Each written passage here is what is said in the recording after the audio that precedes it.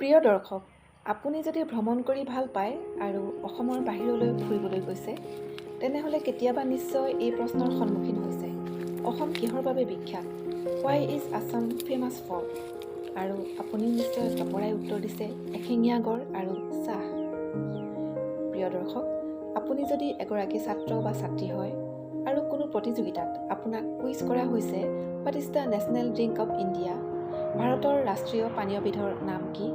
আপুনি চাগে তৎক্ষণাত উত্তৰ দিছে চাহ। প্ৰিয় দৰ্শক, অসম তথা ভাৰতৰ প্ৰায় ৯৫% লোকেই পুৱাৰ টোপনিৰ আমেজকণ ভাঙি নিজকে দিনটোলৈ সতেজ কৰে একাপ চাহত চুমুক দি। তেনেহ'লে আহকচোন এই চাহৰ বিষয়ে জনা দুটামান কথা আপোনাৰ লগত বিনিময় কৰোঁ। নমস্কাৰ, মই দিয়া বৰগোহাঁই। মোৰ এই ইউটিউব চেনেল বৰ অসমলৈ আপোনাক স্বাগতম জনাইছোঁ। আজিৰ এই ভিডিঅ'ত মই অসমৰ পৃথিৱী বিখ্যাত চাহ উদ্যোগ আৰু ইয়াৰ লগত সম্পৰ্কিত চাহ পৰ্যটনৰ বিষয়ে আপোনাৰ লগত মত বিনিময় কৰিম। অসমৰ চাহ উদ্যোগৰ ইতিহাস প্ৰায় ১৭২ বছৰৰ পুৰণি। ভাৰতৰ অৰ্থনীতিত অসমৰ চাহ উদ্যোগে এক উল্লেখযোগ্য বৰঙণি আগবঢ়াই আহিছে। ৰবাৰ্ট ব্ৰুচ নামৰ এজন স্কটিছ ব্যৱসায়ীয়ে ১৮২৩ চনত উজনি অসমৰ লখিমপুৰ জিলাত ঘন অৰণ্যৰ মাজত পোনপ্ৰথমবাৰ চাহ গছ আৱিষ্কাৰ কৰিছিল। জনা যায় যে তাৰো আগত প্ৰায় ১২০০ শতিকামানৰ পৰাই উত্তৰ পূৰ্বাঞ্চলৰ চিংফৌ আৰু খামতি জনগোষ্ঠীয় লোকসকলে চাহ গছৰ পাত উতলা পানীত দি লিকাৰ বনাই সেৱন কৰিছিল। ৰবাৰ্ট ব্ৰুচে অসমত চাহগছ আৱিষ্কাৰ কৰাৰ প্ৰায় ১০ বছৰ পিছত অৰ্থাৎ ১৮৩৩ চনত তেতিয়াৰ ব্ৰিটিছ চৰকাৰে লখিমপুৰ জিলাত প্ৰথমখন চাহ বাগান আৰম্ভ কৰিছিল। মণিৰাম দত্ত বৰুৱা উৰ্ফে সকলোৰে পৰিচিত মণিৰাম দেৱান আছিল অসমৰ প্ৰথমজন চাহ খেতিয়ক, যি নিজা প্ৰচেষ্টাত ব্যক্তিগত চাহ বাগান আৰম্ভ কৰিছিল। সমগ্ৰ বিশ্বতে আটাইতকৈ বেছি চাহ গছৰ ঘনত্ব থকা অঞ্চলটোৱেই হৈছে আমাৰ অসম। ১০০ৰো অধিক বাগিচাৰে সৰ্বমুঠ ২ নিযুত ১,৬২,০০০ হেক্টৰৰ মাটিকালি চাহ গছেৰেই ভৰি আছে। ইয়াৰ পৰাই পৃথিৱীৰ সকলো দেশলৈ চাহৰ ৰপ্তানি কৰা হয়। সেয়েহে কোৱা হয় চাহৰ দেশ অসম।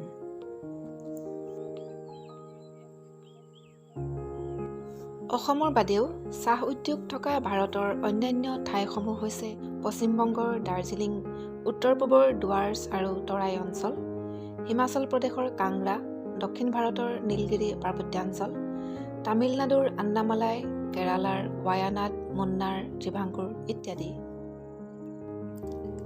চাহ বাগিচাৰ শান্ত সৌম্য পৰিৱেশ আৰু সেউজ সৌন্দৰ্যই পৰ্যটকৰ মন আপ্লুত কৰি তুলিব পাৰে, লগতে দিব পাৰে মানসিক প্ৰশান্তি। তাৰোপৰি চাহ বাগিচাক কেন্দ্ৰ কৰি গঢ়ি উঠা চাহ জনগোষ্ঠীয় লোকৰ কলা সংস্কৃতিৰ সুকীয়া আমেজৰ অভিজ্ঞতাও ল'ব পাৰে পৰ্যটকে। আৰু বিভিন্ন জনগোষ্ঠীয় লোক গৱেষকৰ বাবে হ'ব পাৰে ই অধ্যয়নৰ বিষয়বস্তু। সেয়েহে আজি কিছু বছৰৰ পৰা অসমৰ লগতে সমগ্ৰ ভাৰততে চাহ পৰ্যটনে লাহে লাহে ঠন ধৰি উঠা দেখা গৈছে।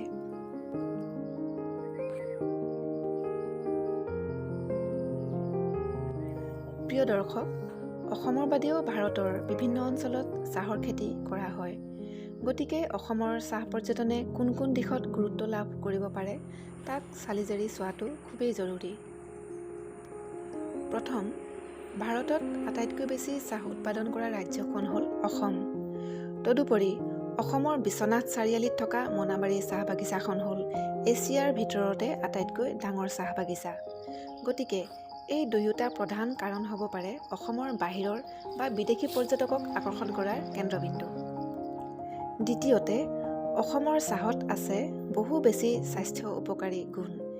এইবোৰৰ ভিতৰত হ'ল অসমৰ চাহত ৰোগ প্ৰতিৰোধকাৰী ক্ষমতা আছে। চৰ্দি কাহ নিৰাময়ত লাভদায়ক। নিয়মিত অসমৰ চাহ সেৱনে শৰীৰত অনাৱশ্যক চৰ্বি কমোৱাত সহায় কৰে। অসমৰ চাহ শক্তিবৰ্ধক। অসমৰ চাহত থকা ফেনলিক যৌগই হৈছে কেঞ্চাৰ ৰোগৰ প্ৰতিৰোধক। বদহজমিত একাপ চাহ খালে বদহজম দূৰ হ'ব পাৰে। একাপ আদা মিহলি চাহ খালে মহিলাৰ মাহেকীয়া হোৱা পেটৰ বিষ দূৰ কৰিব পাৰে। অসমৰ চাহ গছৰ কেঁচা পাত চুবাই খালে নতুবা চেনি নিদিয়া চাহেৰে কুলকুলি কৰিলে মুখ আৰু জিভাৰ ঘা ভাল হয়। প্ৰতিদিনে নিৰ্দিষ্ট পৰিমাণত অসমৰ চাহ সেৱন কৰিলে 50% হৃদৰোগ ভাল হয় বুলি গৱেষণাই প্ৰমাণ কৰিছে। গতিকে ইমান উপকাৰী চাহ গছৰ সৌন্দৰ্য উপভোগ কৰিবলৈ অসমৰ চাহ বাগিচালৈ এবাৰ হ'লেও জীৱনকালত ভ্ৰমণ কৰাটো নিশ্চয় এক ভাল সিদ্ধান্ত। তৃতীয়তে, চাহ বাগিচাৰ সৌন্দৰ্য পৰিদৰ্শন কৰিবলৈ আহি যদি চাহ জনগোষ্ঠীয় লোকৰ জাগি জাগি যাওঁ মাদলৰ চেৱত নচা ঝুমুৰ নৃত্য উপভোগ নকৰে, তেনেহ'লে চাহ পৰ্যটনৰ আনন্দ আধাখিনি আপোনাৰ কমি যাব। অসমৰ চাহ বাগানত কাম কৰাবৰ বাবে অতীজতে ইংৰাজসকলে বিহাৰ, উৰিষ্যা, পশ্চিমবংগ আদি ৰাজ্যৰ বিভিন্ন অঞ্চলৰ পৰা চাওতাল, মুণ্ডা আদি লোকসকলক অসমলৈ লৈ আহিছিল। জনা যায় যে ইংৰাজসকলে হেনো তেওঁলোকক কৈছিল, অসমৰ মাটিত সোণ আছে, তহঁতে সোণৰ খেতি কৰি বহুত ধনী হৈ যাবি। গতিকে সহজ সৰল এইসকল লোকে মানসপটত সোণাৰ আছামৰ প্ৰতিচ্ছবি বান্ধি ইংৰাজে দেখুওৱা বাটেৰে অসমত ভৰি দিছিলহি সোণগুটি বুটলিবলৈ। অসম দেশৰ বাগিচাৰে ছোৱালী, ঝুমুৰি ঝুমুৰি নাচি ফুৰো ধেমালি, অ লক্ষ্মী নহয় মোৰে নাম চামেলি, অ বীৰে বলেৰ বেটি মোৰ নাম চামেলি। হয়, এইসকল লোকৰো আছে ইতিহাস। কালক্ৰমত এই চাহ জনগোষ্ঠীয় লোকসকল হৈ পৰিল অসমীয়া সমাজৰ অভিন্ন অংগ।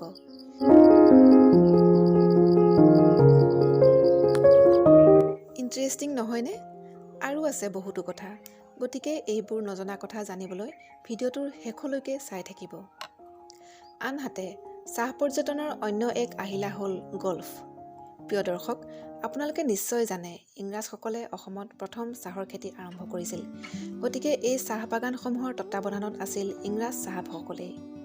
চহৰৰ ব্যস্ততা আৰু জনসমাগমৰ পৰা দূৰৈত অৱস্থিত বাগানসমূহৰ মাজত তেওঁলোকে আমোদ প্ৰমোদৰ বাবে নৈশ ক্লাব, প'ল', গল্ফ আদিৰ সুন্দৰ ব্যৱস্থা কৰি লৈছিল। ইংৰাজৰ দিনৰে ঐতিহ্যমণ্ডিত চাহ বাগানসমূহত এতিয়াও গল্ফ, প'ল' আদিৰ বাবে থকা খেলপথাৰসমূহ দেখা যায়।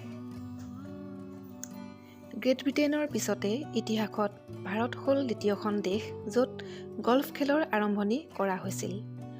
1876 চনত যোৰহাটত অসমৰ প্ৰথমটো জিমখানা গল্ফ ক্লাব স্থাপন কৰা হৈছিল। বৰ্তমানে সমগ্ৰ অসমতে প্ৰায় 26টা গল্ফ ক্লাব আছে। গতিকে ভ্ৰমণপ্ৰিয় ব্যক্তিয়ে চাহ পৰ্যটনৰ লগে লগে গল্ফ খেলৰ সুকীয়া আমেজো গ্ৰহণ কৰিব পাৰে। এনে গল্ফ ক্লাব সংযোজিত বিখ্যাত চাহ বাগিচা থকা অসমৰ জিলাকেইখন হ'ল শোণিতপুৰ, দৰং, লখিমপুৰ, ডিব্ৰুগড়, তিনিচুকীয়া, শিৱসাগৰ, যোৰহাট, গোলাঘাট আৰু নগাঁও। প্ৰিয় দৰ্শক, অসমত চাহ পৰ্যটনৰ সুকীয়া আমেজ আৰু অনন্য অভিজ্ঞতা ল'ব পৰা কেইটামান ঠিকনা হ'ল যোৰহাটৰ কাজিৰঙা গল্ফ ৰিজৰ্ট আৰু ঠেঙাল মেনৰ, তেজপুৰৰ ৱাইল্ড মাহচিৰ হেৰিটেজ বাংলো, তিনিচুকীয়াৰ হেৰিটেজ ৱাঠাই টি বাংলো আৰু মাৰ্ঘেৰিটাৰ চিংফৌ ইক' লজ।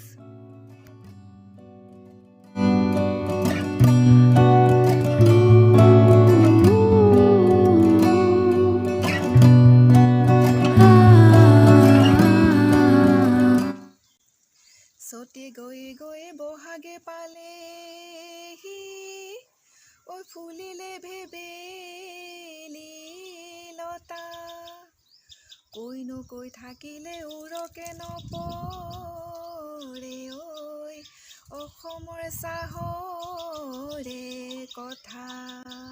সঁচাকৈ ইমান সৰু ভিডিঅ' এটাত অসমৰ চাহৰ ইমানবোৰ কথা কৈ শেষ কৰিব নোৱাৰি। আপুনি যদি অসমৰ চাহৰ বিষয়ে আৰু বহুত কথা জানিব বিচাৰে তেনেহ'লে কমেণ্ট কৰি জনাব। অনুগ্ৰহ কৰি মোৰ চেনেলটো ছাবস্ক্ৰাইব কৰিব, লাইক আৰু শ্বেয়াৰ কৰিব। লগতে বেল আইকন টিপিবলৈ নাপাহৰিব। অতি সোনকালে মই আকৌ আপোনাৰ ওচৰলৈ আহিম তথ্য আৰু আমোদৰ টোপোলালৈ। তেতিয়ালৈ নমস্কাৰ, ধন্যবাদ।